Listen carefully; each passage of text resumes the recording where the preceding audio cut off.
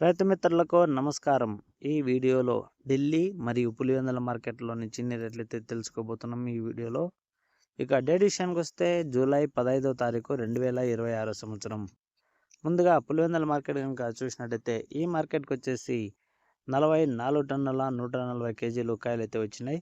ఇక రేట్ల విషయానికొస్తే 15,000 రూపాయలతో నుంచే మొదలైంది.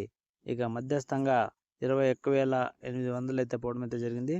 టాప్ రేట్ విషయానికొస్తే 23,000 అనేది పులివెందుల మార్కెట్‌లో టాప్ రేట్ అయితే పోయింది. ఇక next Delhi market.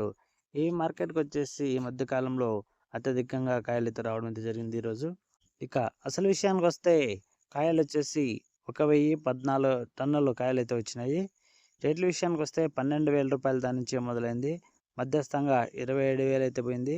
Top rate విషయానికొస్తే 50,000 అనేది ఢిల్లీ మార్కెట్‌లో పోవడం అయితే జరిగింది ఈరోజు. ఓకే ఫ్రెండ్స్, నచ్చితే లైక్ కొట్టి సబ్స్క్రైబ్ చేసుకోండి please. Thank you for watching. జై హింద్.